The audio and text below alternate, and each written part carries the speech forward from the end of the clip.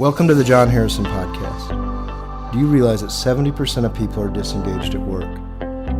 I don't think it's an overstatement to call that a tragedy, actually, because it affects the bottom lines of organizations, certainly, but it has a negative impact on all the people that work there, and their families, and the community at large. Nobody's talking about this. Well, on this podcast, we are going to talk about it. So, welcome back to the John Harrison Podcast.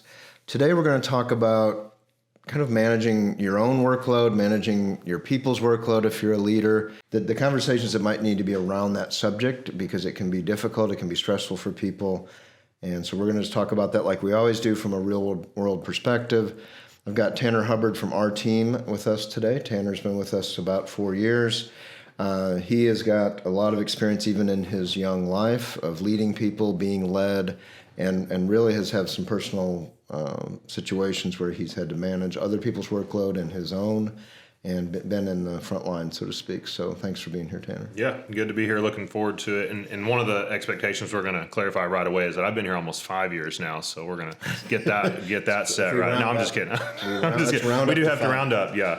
No, but it's been I've loved my time here. I joined the John Harrison team for a number of reasons, but I wanted to make an impact in the work that I was doing. And one thing that kind of expedited that decision to look for a different career path and then ultimately landed me here was that idea and that topic of misaligned expectations and workloads. Just in my previous experience, I didn't have that. It wasn't as clearly scripted as could be desired.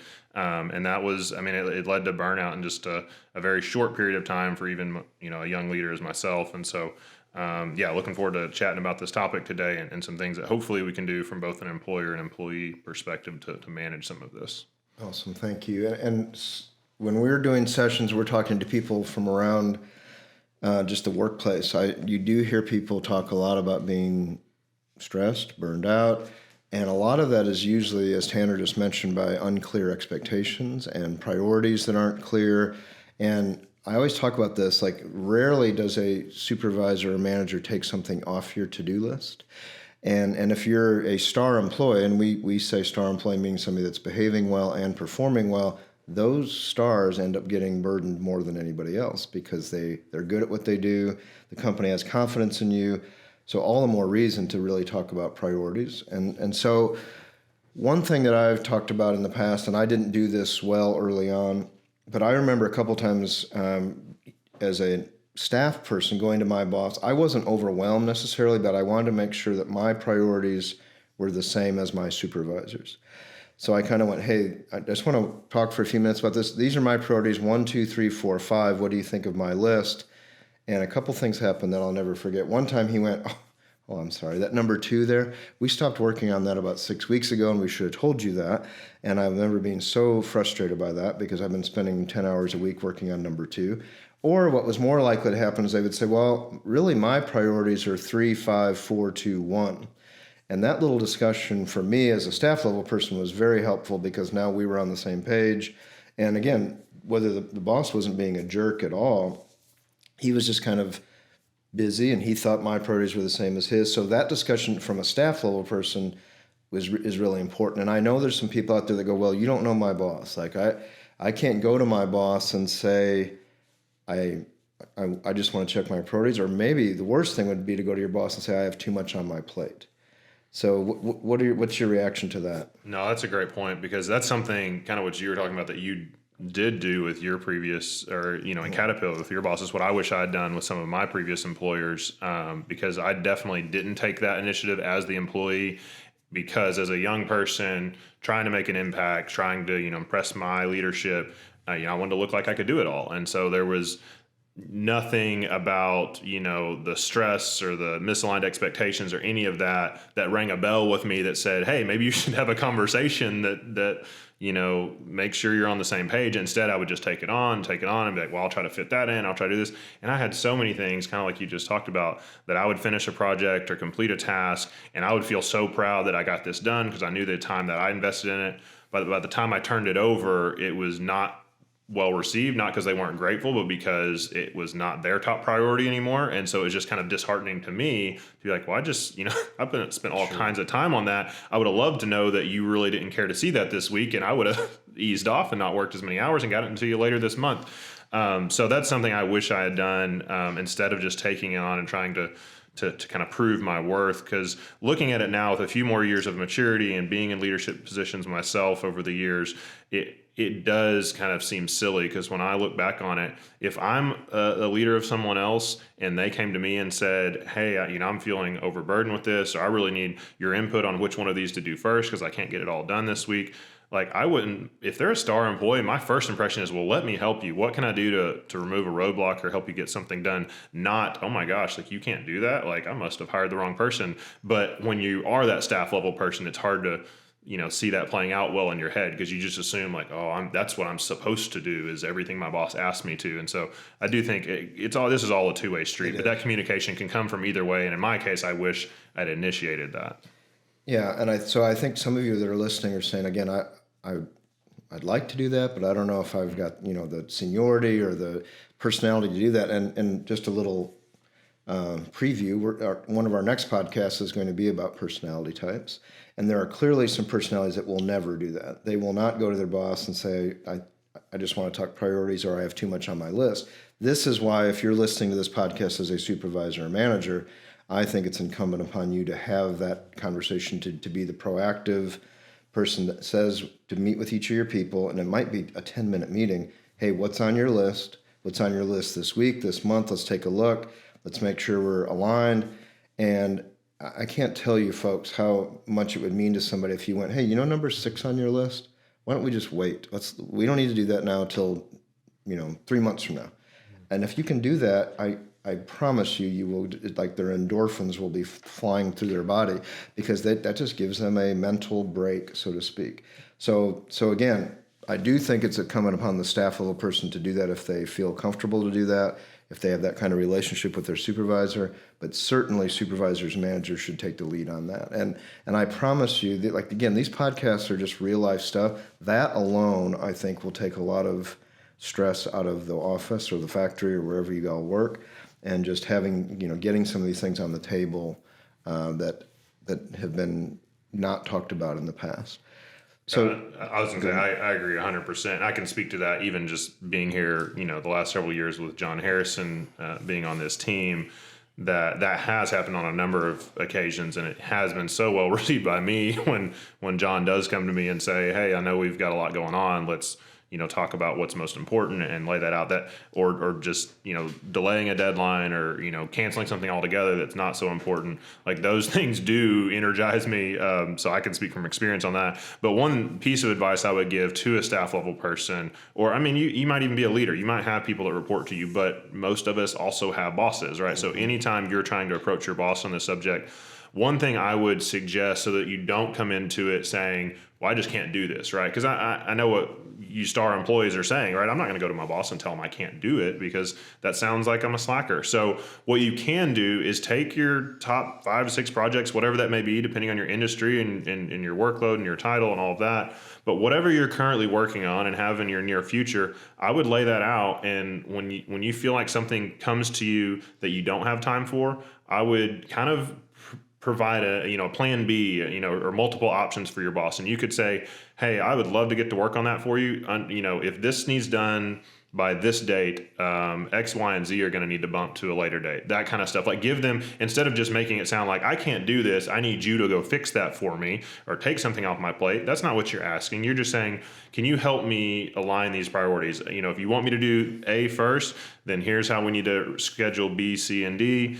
And then they can look at that and be like, oh, actually, I kind of forgot you're working on that, but that is important. So why don't you go ahead and keep focusing on that? And this new thing I gave you, we can wait another week before we start it. That, again, I don't know what the response may be, but you being proactive in that and kind of providing some options of, you can't have both. So which one would you like first, and what order would you like that, shows them that you are taking ownership of it, but you're also sharing with them your capacity and your capabilities. So I think that can improve some things.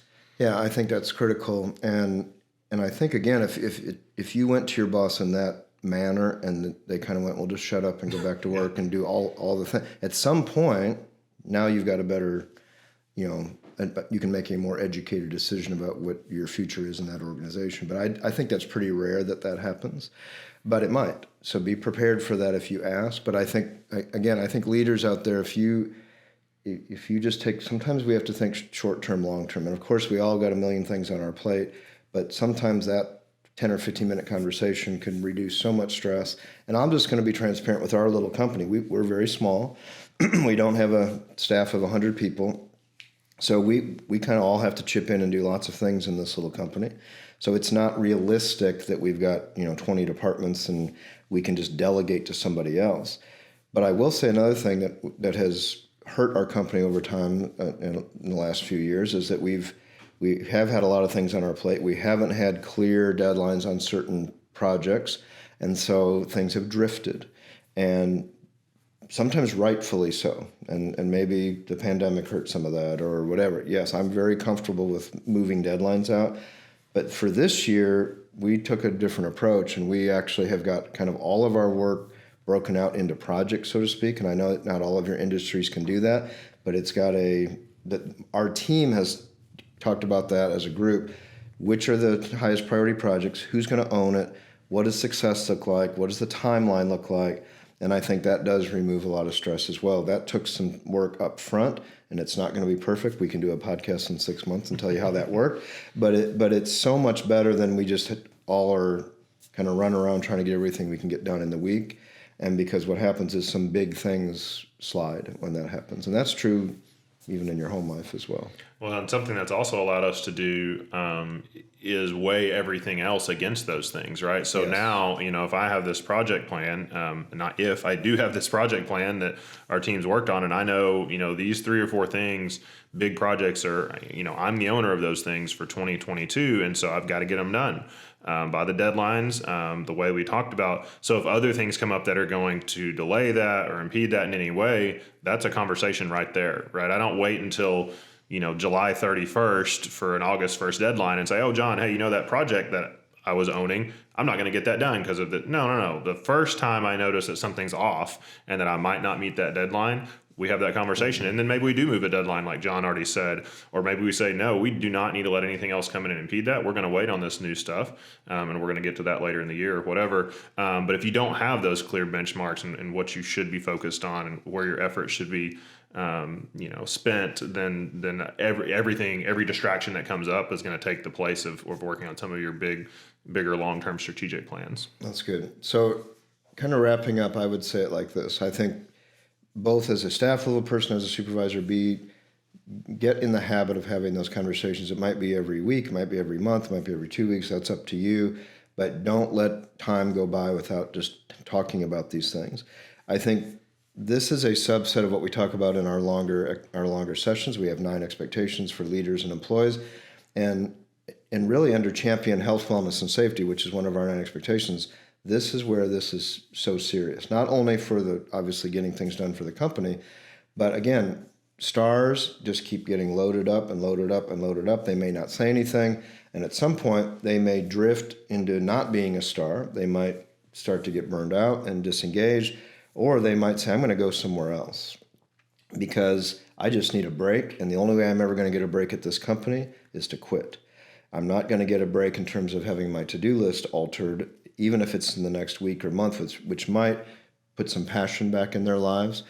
So I think when we as leaders think about beyond the bottom line of a company, you've got human beings that are now going home to significant others and spouses and kids and grandkids and their neighbors and their church. And so having these conversations and getting priorities aligned not only is going to make the business run better, you're going to send your people home in much better condition to have them do ultimately the more important parts of their life after 5 o'clock. So again, we can't cover all of this in a podcast, but I think just this part of it, getting those discussions started, will really make a big difference. And again, this ties into everything else we do in our longer sessions.